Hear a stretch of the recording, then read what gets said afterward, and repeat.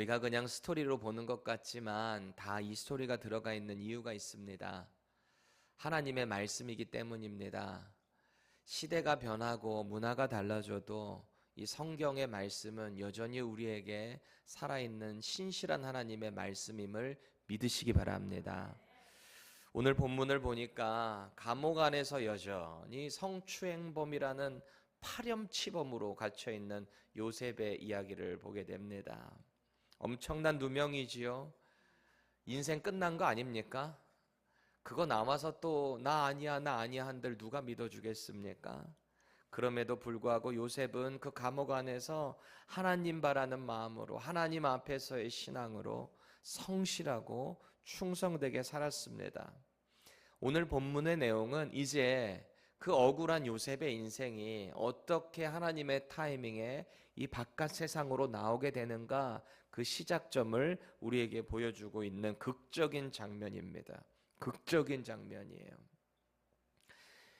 이 요셉의 인생을 한번 여러분 쭉 떠올려 보세요. 지금까지의 인생. 어려서부터 아버지 야곱에게 특별한 사랑을 받았던 사람입니다. 야곱이 정말 사랑했던 여인 라헬을 통해서 얻은 아들, 힘들게 얻은 아들, 그게 바로 요셉 아닙니까? 남다르게 또 총명함도 있었어요. 그러니 얼마나 예뻤던지 이 야곱이 그 요셉에게만 색동옷을 입혔다라고 합니다. 귀족들이나 입을 법한 그런 옷을 요셉에게 입혔다라는 겁니다. 그렇게 아버지 사랑 잔뜩 받고 집에서도 귀하게 자란 아들이 바로 요셉입니다. 청명하고 용모도 준수하고 그야말로 나은 사람입니다. 나은 사람. 누가 봐도 나은 사람.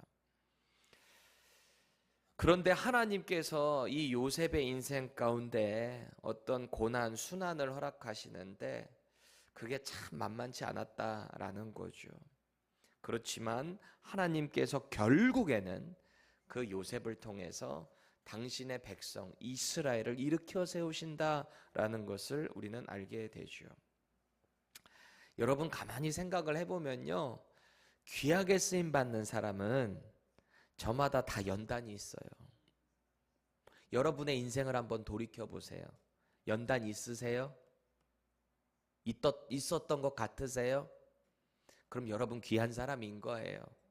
목사님 저는 연단 하나도 없이 지금 그냥 탱자탱자 그냥 편하게만 왔는데요 하는 분 있으세요? 그런 사람은 아마 없을 겁니다. 예수 믿고 하나님의 사람으로 살아간다라는 건 그 시작점부터가 이 세상에선 분명한 연단이 있을 거예요. 그건 필연적인 거예요. 내가 그것 없이 그냥 쭉 잘 살아왔다, 세상과 똑같이 손에 하나도 안 보고 살아왔다, 믿음을 한번 점검해 볼 필요가 있습니다. 억울하고 답답하고 인내해야 되는 순간이 하나님의 사람들에게는 언제나 찾아온다라는 거예요. 그걸 우리는 어떻게 믿음으로 잘 이겨내야 하는가? 그게 믿음의 사람들에게 믿음적인, 신앙적인 숙제가 되겠죠. 혹시 여러분 가운데 지금 인생의 고통과 연단을 지나고 있는 사람 계세요? 그럼 그 하나님이, 우리 하나님이 여러분의 그 상황을 통해서 반드시 분명한 계획이 있다라는 것을 믿으셔야 돼요. 뭔가의 일을 추진하고 계신다라는 것을 믿어야 한다라는 거예요. 그러면 그것을 믿기 때문에 그냥 무작정으로 참으라라는 게 아닙니다. 오늘 요셉이 하는 방법을 우리가 조금 이렇게 벤치마킹을 할 필요가 있다라는 겁니다. 하나님 앞에서의 신앙을 가져야 돼요. 하나님 앞에서 신실하게, 성실하게만 살아갈 수 있다면 분명한 하나님의 때에 하나님의 일하심을 본다라는 거예요. 이걸 믿으시기 바랍니다.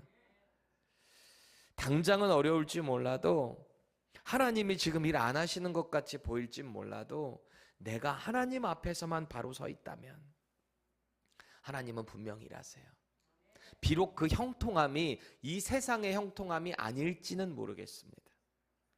하지만 우리 인생의 전체를 볼 때 하나님의 사람들은 반드시 하나님의 쓰임을 받아 그것을 통해서 형통하게 된다라는 것을 믿으시기 바랍니다. 오늘 요셉의 상황을 한번 보세요.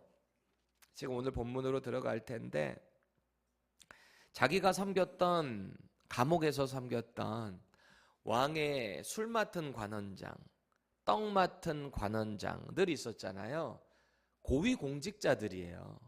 근데 이들이 바로에게 어떤 죄를 지었는지 감옥으로 들어왔단 말이죠.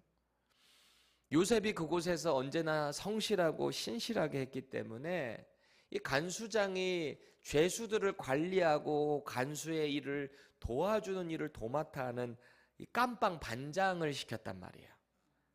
열심히 섬겼습니다. 뭐 요셉은 늘 그랬던 것처럼 뭐 아부 떨려고 그렇게 한 것도 아니에요. 그동안 해왔던 거 똑같이 해왔습니다. 어느 날 이 관원장들의 모습을 보니 안색이 안 좋았잖아요. 왜 그러세요? 물어보니까 내가 도대체 꿈을 꿨는데 이 꿈이 너무 선명한데 무슨 꿈인지 알 수가 없어. 너무너무 찝찝해. 그때 요셉이 어떻게 했어요? 그 꿈 하나님이 다 알려주실 거예요. 그리고 쫙 해몽을 해줬잖아요. 꿈이 그대로 해몽된 것처럼 이 술 맡은 관원장은 복직됐습니다. 3일 뒤에. 그날이 바로의 생일이었거든요. 떡 맡은 관원장은 해몽해 준 그대로 목이 달려 죽었어요. 3일 뒤에. 이거는 사람이 해석한 게 아니거든요. 하나님이 주신 계시였기 때문에 그것을 받은 하나님의 사람이 그대로 대언한 것뿐이고요. 그대로 일이 이루어졌다라는 거예요. 요셉이 대단한 게 아니에요. 하나님이 그렇게 하셨다라는 거거든요. 그때 요셉이 그랬어요. 술 맡은 관원장에게, 이 두 사람에게 다 그랬죠. 아니 그렇지, 떡 맡은 관원장은 갈 거니까 거기는 어떻게 할 수 없고, 술 맡은 관원장에게 복직되면 이 은혜를 잊으시면 안 됩니다. 하나님이 저를 통해서 당신에게 은혜를 주셨으니 저는 이런 죄를 지은 사람이 아닙니다. 저는 정말 결백합니다. 저희의 이 누명을 왕에게 구해서 좀 벗겨주세요. 이곳에서 건져내 주세요. 그런 부탁을 했습니다. 그런데 어떻게 됐었어요? 복직한 지 만으로 2년이 지났는데, 지난 시간에 우리가 살펴본 성경 마지막이 어떻게 끝났어요? 그 술 맡은 관원장이 요셉을 잊었더라. 기억하지 못했어요. 은혜를 잊어버렸어요. 여러분, 은혜 있는 사람이 되지 마세요. 하나님으로부터 받은 은혜 꼭 기억하세요. 그 하나님을 통해서 사람을 통해 받은 은혜도 기억하셔야 돼요. 그 은혜를 꼭 뭐 갚으라는 얘기가 아니라 받은 사랑 주변에 계속 흘려보내셔야 돼요. 그리고 받은 거 아유 하나님 제게 주셨습니다 라고만 하지 마시고 그 받은 은혜 그 사람에게도 반드시 감사를 표하시기 바랍니다. 그게 하나님의 사람이에요. 그게 신앙인이에요. 하나님과 나만의 관계가 아니라 이웃과 이웃의 관계도 중요하다는 사실을 기억하시기 바랍니다. 은혜를 거저 넘기시면 안 돼요. 아무튼 이 요셉의 인생이, 아니 분명히 은혜를 입었으면 그걸 갚아야 되는데, 기억해 주기로 했는데, 이 술 맡은 관원장이 복직됐으면서도 자기를 잊어버렸단 말이죠. 인간적으로 보면은 얼마나 실패한 인생이에요. 아 이제 좀 해 좀 뜰려나 보다 했는데, 그 사람 복직되는 걸 보면서 아 나도 이제 곧 풀려나겠구나 했는데 웬걸요, 만 2년. 요새 군대 짧다 해도 1년 반이에요. 한국 군대가. 그래도 길다고 난리인데 만 2년이요 이상. 쉬운 시간입니까? 얼마나 답답한 시간이었을까요? 요셉이 그 감옥에서 할 수 있는 게 뭐가 있겠어요? 뭘 할 수 있겠어요? 그저 감옥 안에서 여전히 성추행범이라는 꼬리표 달고, 그저 그냥 성실하게 하면 간수한테 인정받는 것, 그 안에 있는 죄수들한테 인정받는 것밖에 더 있습니까? 그냥 그거에 만족하면서 살아야 되는 인생이에요. 지금 그런 답답한 상황에 요셉이 있다라는 겁니다. 그런데 드디어 하나님의 타이밍이 사인으로 오고 있는 거예요. 오늘 본문이 바로 그 이야기죠. 저는 제 인생에서 정말 포기하고 싶었던 상황에 정말 한 줄기 빛이 쫙 내려왔을 때, 정말 가장 기뻤던 순간이 언제냐라고 물으신다면 저는 고등학교 3학년 때 그 마지막 순간이었던 것 같아요. 제가 고등학교 3학년 때 사실 제가 공부에 그때 관심이 없었어요. 그렇게 예상을 하셨는지는 모르겠지만 제가 공부를 잘 안 했어요, 고등학교 때. 왜냐하면 재미가 없었어요, 공부가. 그냥 친구들 놀고 이런 거 좋아했어요. 우리 아들들 왜 이렇게 고개를 끄덕거리지? 너희들도 그렇게 살면 안 된다. 아빠는 분명한 터닝 포인트가 있었단다. 예수님을 만나고 나니 공부가 너무 재밌었단다. 그래서 신학 공부 열심히 해서 지금 박사까지 됐단다. 그러니 다른 거지? 자, 제가 다시 말씀드릴게요. 그런데 하여튼 고등학교 때는요, 놀다가 대학교를 가기는 가야 되는데 한국은 입시제도가 있잖아요. 입시제도. 거기다 지원을 하고 이제 시험을 보고 거기 점수에 맞게 지원을 해야 되는데 그때 당시에 제 담임 선생님이 저한테 수시 원서에 넣으라고 얘기를 했어요. 근데 여러분 이미 알다시피 저는 어머니가 저 어렸을 때 주의종 되라, 목사 되라라고 서원을 했습니다. 근데 그때 당시에 저의 관심은 드럼에 있었어요. 드럼. 음악을 하고 싶었어요. 형이 미리 그 길을 갔기 때문에 이미 홍대 인디밴드를 하고 있었기 때문에 그래 나도 저기로 가야 되겠다.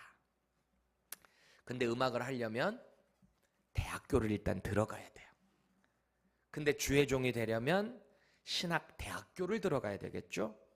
근데 우리 아버지가 성결교 목사님이었으니까 그럼 나도 당연히 성결 같은 교단의 신학대학교를 들어가야 합니다. 그런데 그래도 이 성결대가 안양 수도권에 있다 보니까 제가 공부를 그렇게 많이 안 했다 그랬잖아요. 그 상태에서 수시로 들어간다? 이거 쉽지 않아요. 하늘의 별 따기 수시로 들어가기가.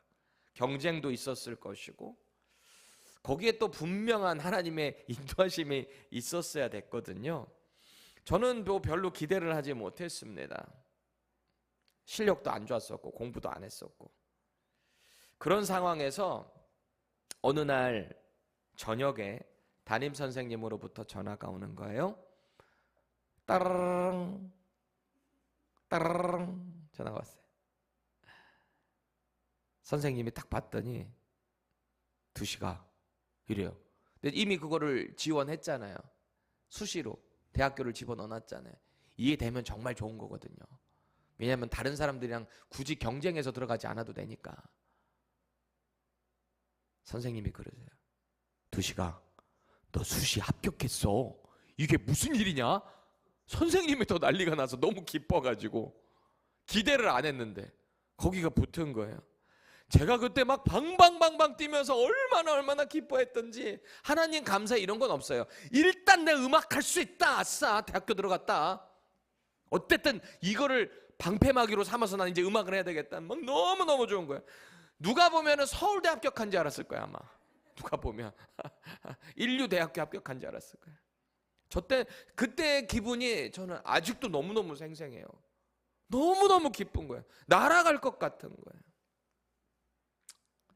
아무튼 그 선생님의 그 전화 한 통이 아직도 제 인생의 가장 짜릿한 소식이었던 것 같아요. 사실 그때 제가 신학대학교를 어쨌든 갔으니 예수님 못 만났어도 그때 갔으니 제가 지금 이 자리에 있지.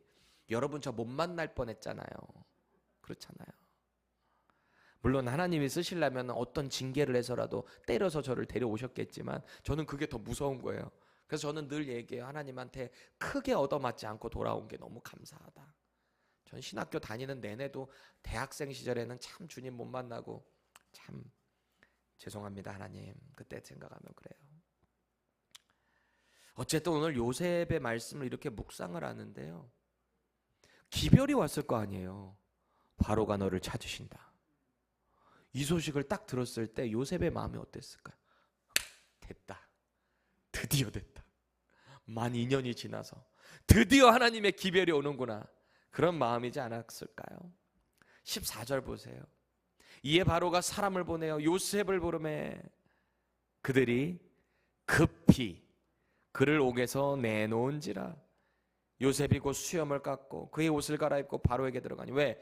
이 애굽 이집트의 왕을 대면하는 그 문화가 있거든요. 여기 유대인들 같이 막 그런 게 아니에요. 그러니까 여기를 다 수염을 깎아야 돼요. 왕 앞에 갈 때 깔끔하게 옷도 새로 입고. 감옥 안에 있었으니 얼마나 지금 뭐 형편이 말이 아니었겠죠. 술 맡은 관원장이 드디어 만 2년이 지나고 나서야 자신과 똑같은 상황에서 꿈 때문에 힘들어하는 바로를 본 거 아니겠습니까? 자신의 그때 만 2년 전에 경험했던 것을 자기가 섬기는 왕이 경험하고 있는 거잖아요. 그때 자기에게 꿈을 해석해줬던 이 감옥 안에 있었던 히브리 청년이 딱 기억이 난 거예요. 그렇죠? 그러면서 이 사람 마음에 죄책감이 사로잡혔다 그랬어요. 왜요? 그때 약속했던 은혜를 자기가 잊어버렸었거든요. 그것 때문에 죄책감을 경험했다라는 겁니다. 그래서 그때의 상황을 왕에게 고할 수밖에 없었어요. 그러니까 이 바로가 그 말을 듣자마자 당장 데리고 와, 이렇게 된 거죠. 기가 막힌 타이밍 아니에요? 기가 막힌 타이밍. 특히 우리는 이 14절에서 급히라는 표현을 주목해야 합니다. 급히. 왕이 그를 급히 불러왔다. 여러분, 하나님의 때가 되잖아요. 그렇게 답답하고 도저히 바뀌지 않을 것 같은 그 상황이요, 급히 바뀌어요. 정말이에요. 도저히 불가능할 것 같은 상황이 급히 싹 바뀌어버린다니까요. 제가 우리 교회 담임 목회자로 올 때도 그때 상황이 얼마나 긴박했는지 몰라요. 여러분들은 이미 제가 몇 번 간증을 했기 때문에 알고 있겠지만, 다시 한번 제가 조금 못 들은 분들을 위해서 말씀드리면요, 그때 제가 달라스에 있을 때 영주권이 안 나왔어요. 영주권 나오는데 7년 정도 넘게 걸렸어요. 다 포함해서. 영주권이 아직 나오지 않은 상태에서 종교 비자로 연결되어 있는데, 저는 계속 담임 목회를 꿈꿨고 기도해 왔거든요. 그런데 하나님이 그렇게 기도를 하는데, 제가 뭐 다른 거 하겠다는 거 아니고, 어디 뭐 대도시 큰 교회 가겠다고 한 것도 아니고, 하나님 저 담임 목회만 좀 하게 해주세요. 오죽하면 내가 개척까지 다 준비했다가 뭐 하여튼 뭐 엎어지고 뭐 상황이 안 돼서 뭐 여기저기도 그렇게 됐었잖아요. 근데 하나님이 그 길을 도대체가 여시지를 않아. 영주권이 뭔가를 나와야 내가 이동을 할 텐데 움직이지를 못하니까 얼마나 마음이 답답했겠어요. 그때 하나님이 사인을 탁 주시는 타이밍이 있었는데, 우리는 담임 목회지를 기도하고 있었는데 하나님이 주신 사인은 뭐였어요? 셋째 아들을 허락하셨어요. 뜬금없이 셋째, 우리 병은이를. 이러지도 저러지도 못하는 상황에 아이가 덜컥 들어서니까, 또 여러분 아시다시피 제 아내가 이 입덧이 엄청 났거든요. 야, 마음이 참 답답하고 힘들더라고요. 그렇게 하나님께 또 기도를 한참 하는데, 하나님이 마음에 주신 게 뭐였어요? 이 아들이 축복이다. 이제 이 아들을 통해서 내가 일을 행할 것이다 라는 마음을 주셨어요. 참, 제가 진짜 음성을 들었다는 건 아닙니다. 제 마음에 그런 감동을 주셨다는 거예요. 그때가 한 2021년 11월경이었어요. 겨울이 접어드는 타이밍이었습니다. 그 마음을 주시고 아이 들어서고 아무 소식이 없던 그 영주권이 2달 만에 1월에 나와버렸어요. 그리고 갑자기 3월에 이 펜사콜라 미제일 침례교회 연결이 돼가지고 4월에 제가 여기 설교하러 왔었잖아요. 그냥 이 장소를 보기 위해서, 보고 기도하고 싶어서 제가 먼저 어플라이 한 거예요. 여기 와보고 싶다고. 목회 너무 하고 싶었거든요. 그리고 막내가 2022년 5월 31일에 태어났고요. 제가 우리 교회 담임 목회를 2022년 11월 1일부터 시작했잖아요. 그렇게 안 풀릴 것 같던 인생이 하나님이 딱 한순간에 푸시니까 즉시 쭈르륵 해결되더라고요. 우리 인생의 답답한 문제들을 하나님의 때가 되면 한꺼번에 해결해 주신다고요. 이거를 제가 경험을 했기 때문에 저는 이 하나님의 일하심을 이렇게 보는 거죠. 아니면 때가 있겠구나. 그리고 오늘 요셉이 했던 것처럼 그 상황에서 신실하게 충성되게 하면 하나님 그 일하심을 우리는 경험하게 된다라는 거예요. 여러분, 이게 저만의 이야기겠어요? 여러분들도 얼마나 많은 그런 간증거리들이 있겠습니까? 믿음의 사람들은요, 하나님의 말씀을 따라가는 사람들은요, 어떤 어려운 상황, 답답한 상황에서도 하나님의 능력을 신뢰하는 거예요. 그럼 하나님이 하실 만하면 즉시 왜 못 하시겠습니까? 즉시 응답 안 하신다는 것은 뭔가의 뜻이 있다라고 믿으시기 바랍니다. 그리고 절망하지 마시고 신실하세요. 그럼 하나님의 때에 분명한 기적의 간증들이 경험될 것입니다. 오늘 요셉 보세요. 감옥에서 더 이상 기대할 수 없었어요. 그 순간에 하나님은 생각지도 못한 사람을 통해 일하시는 거예요. 수년 동안 감옥 안에서 있을 수 없었던 일, 불과 몇 시간 만에 목욕 재개하고 수염 깎고 옷 갈아입고 지금 바로 앞에 쓴 거 아니겠어요? 그 몇 년 동안 풀리지 않았던 일, 몇 년이 뭐예요? 지난 수년 동안 인생이 꼬이던 그 인생이 이제 하나님의 사인 앞에 그는 초청받아서 앞으로 나아가고 있다라는 겁니다. 이집트 최고의 권력이자 당시의 신처럼 모셔지는 그 파라오 앞에 감옥에서 왕궁으로 나오는 거예요. 이걸 누가 상상이 날 수 있었겠어요? 그렇게 요셉을 불러낸 바로는요, 그를 인정하며 높여줍니다. 요셉이 그동안에 했던 그 일, 그 꿈을 해몽했던 일을 높여주는 거죠. 그리고 그의 신실함을 높여주는 것 같습니다. 이게 사실 요셉에게는 분명한 유혹이 될 수도 있어요. 왕이 자신을 향해서 이렇게 말한다는 거죠. 우리 15절 같이 한번 읽어보겠습니다. 시작. 바로가 요셉에게 이르되 내가 한 꿈을 꾸었으나 그것을 해석하는 자가 없더니 들은즉 너는 꿈을 들으면 능히 푼다 하더라. 아멘. 한 나라의 왕이, 절대 권력이 지금 감옥에서 나온 히브리 청년 요셉을 인정해주고 있어요. 지켜 세워주고 있어요. 저와 여러분이라면 어떻게 반응할까요? 여러분이 지금 이 상황에서 왕에게 칭찬을 받고 있습니다. 어떻게 할 것 같으세요? 우리 한국식이라면 아닙니다. 저는 부족합니다. 이랬을 것이고, 아메리칸식이라면 당신 좀 안 해? 나에 대해서? 이럴지도 모르겠습니다. 누군가는 이럴 수 있어요. 드디어 나를 인정해 주는구나. 드디어 이제 해가 뜰 날이 왔구나. 이제 다 죽었어. 그동안 나 무시했던 것들 두고 보자. 내가 이번에 잘 해결한 다음에 높은 데 올라가서 내려봐 주겠어. 그럴지도 모르죠. 이번에 아주 내가 실력 발휘한다. 하나님, 드디어 때가 됐습니다. 이럴지도 모르겠습니다. 아니, 우리 인간적으로 그럴 수도 있잖아요. 너무 억울하고 절망의 그 연단의 시간을 지났으니 하나님, 이제 때가 됐군요. 제가 드디어 실력 발휘할 때가 됐습니다. 이럴 수 있잖아요. 그동안 얼마나 무시당하고 인정받지 못했던 세월들이었나요? 그런데 역시 하나님이 형통하게 하는 사람은 달라도 뭐가 다르다는 거예요. 제 생각에 좀 이렇습니다. 만약에 이 17살 때의 요셉이었다면 지금 이런 반응은 안 나왔을지 모르겠어요. 여러분, 17살 때 요셉 어땠어요? 형들한테? 형들 일로 와봐. 나 꿈꿨는데 내 얘기 좀 들어봐. 누가 들어도 형들이야. 근데 그 별들이 나한테 다 절하던데?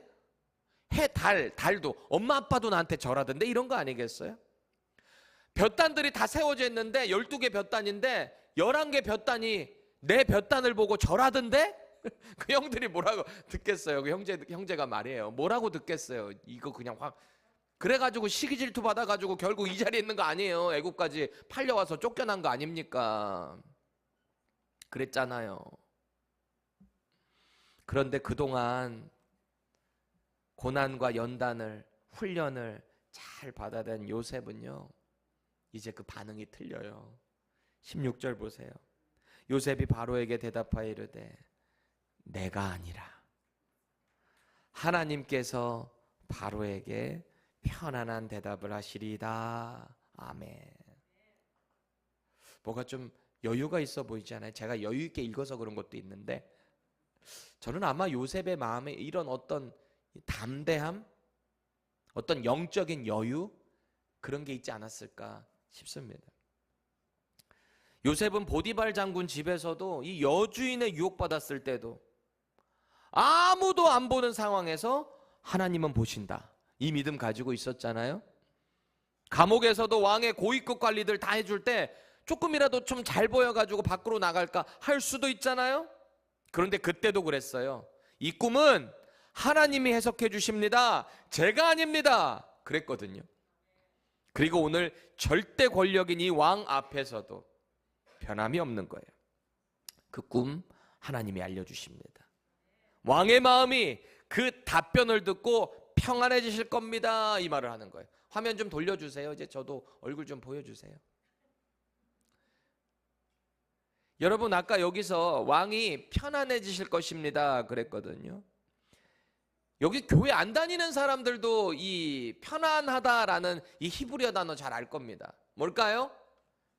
평안, 안정, 샬롬입니다. 샬롬. 이 샬롬이 지금 여기에 나오고 있는 거예요. 번영, 안전까지도 가지고 있어요. 여러분 잘 아시다시피 원래 이 샬롬이라는 말에 좀 그 문자적인 의미를 보면은 전쟁이 없는 상태예요. 이스라엘이 얼마나 많은 전쟁들이 있었습니까? 그 가운데 샬롬이라는 건 영적이든 실제적이든 샬롬이 임할 때 마음에 걱정이 없는 거 아니겠어요? 안정감을 누리는 것. 사실 우리가 이런 안정감을 누릴 때 하나님 감사합니다, 막 더 마음의 평강을 얻을 때가 있지. 그게 바로 샬롬이다라는 거예요. 그런데 지금 이 말을 하고 있는, 부탁을 하고 있는 바로의 마음에는 이 샬롬이 없다는 거예요. 왜요? 그놈의 꿈 때문에. 그런데 지금 요셉이 하는 말에 핵심이 뭡니까? 당신 마음에 없는 그 평안, 내 하나님께서 그 평안 주실 거야. 여러분 기억하세요? 평안은 우리가 스스로 얻을 수 있는 게 아니에요. 우리 인생의 평안은 우리가 아무리 노력해도 얻을 수 있는 게 아니에요. 아니 목사님 돈 잘 벌고 뭐 할 거 다 할 수 있으면 평안하죠. 아니에요. 내가 돈 많아서 하고 싶은 거 성공해서 다 한다고 한들 그 평안은 없어요. 우리 인간은 욕심이 있기 때문에 이거 하면 더 하고 싶고 이거 성취하면 다음 것도 하고 싶고, 평안이라는 게 없다니까요. 언제나 시달려요.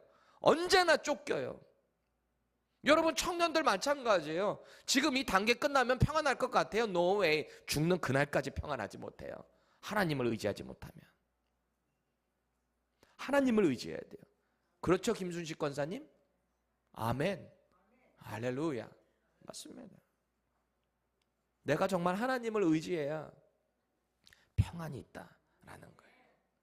오늘 요셉이 한 나라의 절대 권력을 향해서 그 말을 하는 거예요. 당신의 그 샬롬 우리 하나님이 주십니다. 이런 당당한 믿음, 배보를 저와 여러분들이 갖기를 바라요. 그 누구를 만난다 한들 저와 여러분들은 하나님의 사람들이에요. 이 세상에 그 어떤 절대 권력이라 해도 천지 만물을 창조하신 그 하나님, Almighty God, 그 Sovereign God이 바로 저와 여러분들의 하나님 되심을 믿으시기 바랍니다. 자, 이제 바로가 자기가 꾼 꿈 2개를 요셉에게 다시 한번 설명해줘요. 사실 우리가 지난 시간에도 묵상했는데 그걸 다시 한번 리와인드 하고 있는 거죠. 첫 번째 꿈은 뭐예요?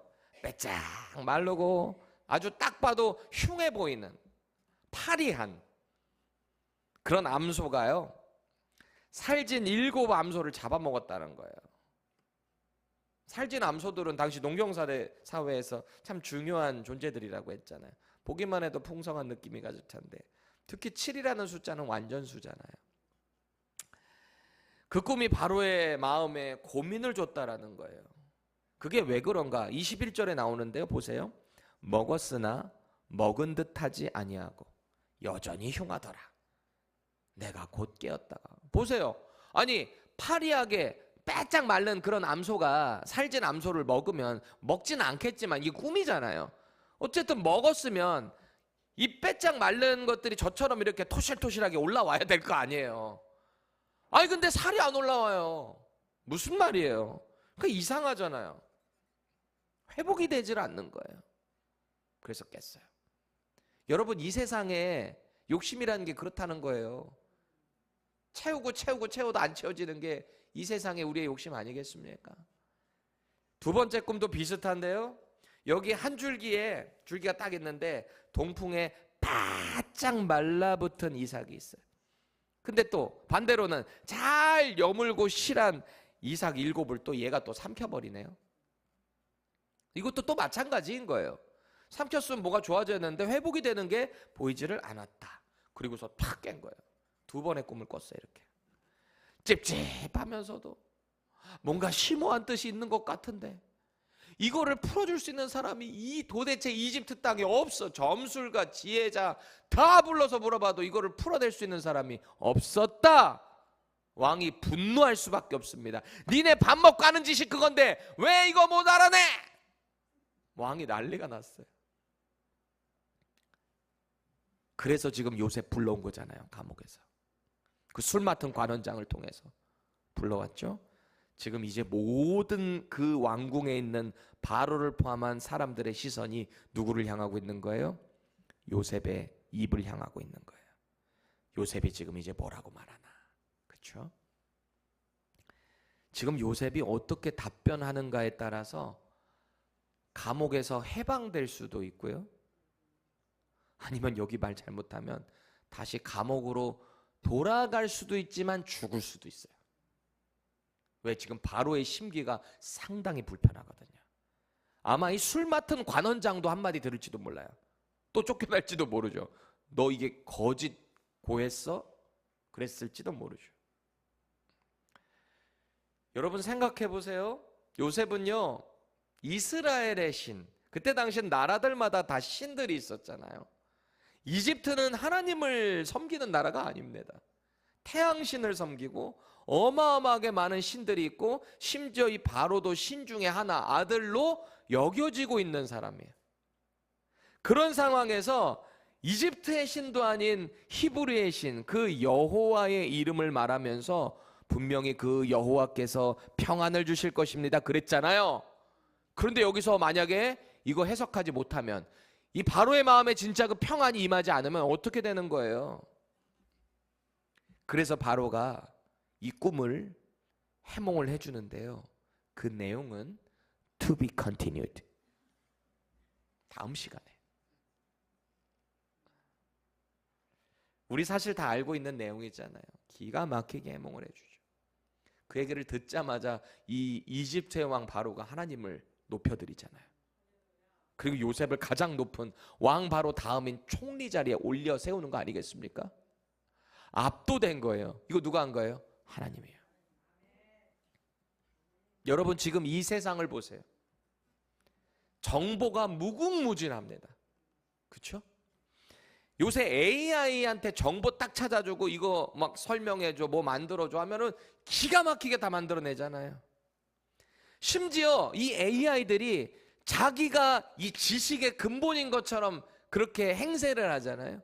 그러니까 어떤 사람들은 그 AI를 종교로 믿고 신으로 섬기는 사람들도 있다 그러잖아요. 그 AI가 하라는 대로 따라서 자살하는 사람들도 생겨나고요. 왜 그런 거예요? 지식의 근본을 몰라서. 우리의 인생에 샬롬을 주는 분이 누군지 제대로 모르기 때문에 그런 거 아니겠어요?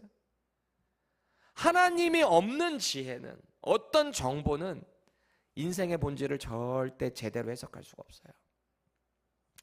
어느 정도의 지식과 방향성을 제시할 수는 있을 겁니다. 저는 그게 다 잘못됐다고 하는 게 아닙니다.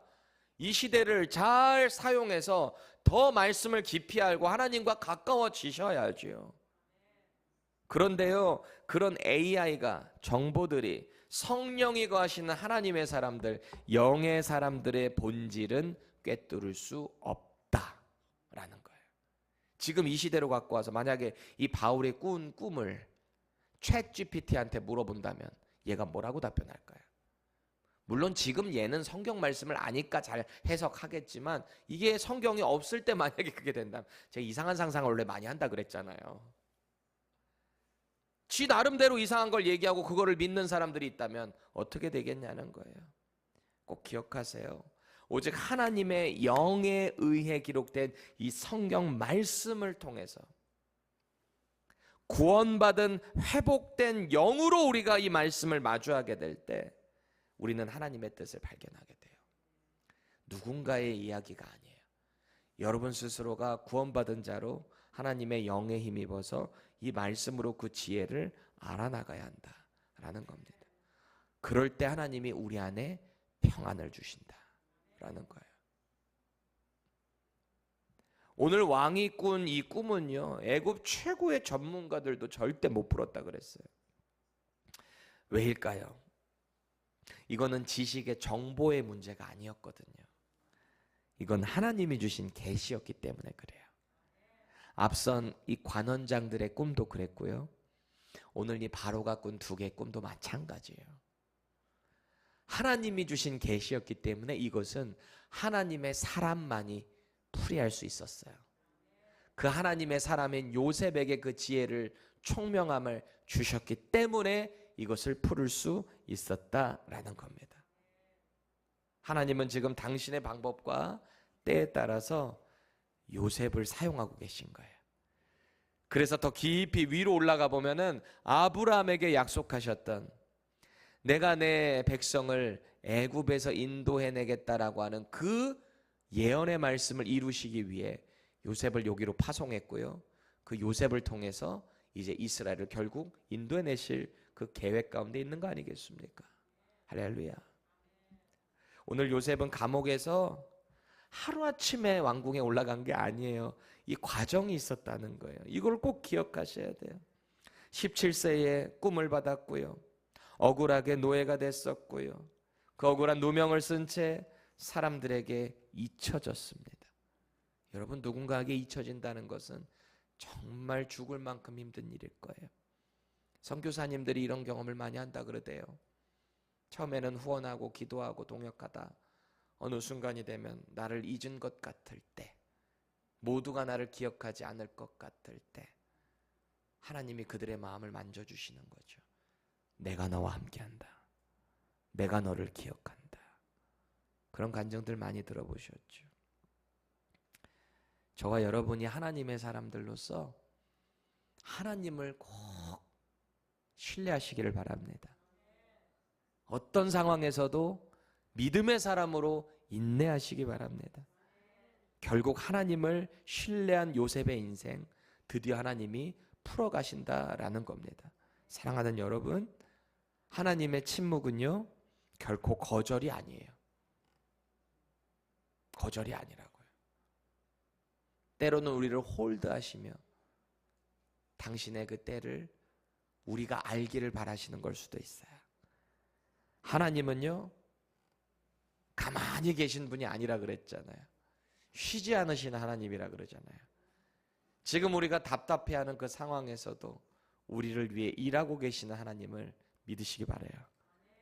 그래서 우리 인생의 감옥과 같은 고난과 어떤 인내가 필요할 때 이것을 꼭 기억하시자고요. 우리 하나님은 여전히 저와 여러분들에게 가장 좋은 것으로 허락하시는 좋으신 하나님이세요. 우리에게 지금 그게 필요가 없으니까 안 주시는 걸 수도 있고요. 아니면 우리에게 뭔가 연단이 더 필요하기 때문에 안 하시는 걸 수도 있어요. 그런데 꼭 기억하세요. 하나님은 신실하십니다. 그 신실하신 하나님과 함께 우리의 인생에 언제나 감사와 찬양이 넘치시기를 주님의 이름으로 축복드립니다.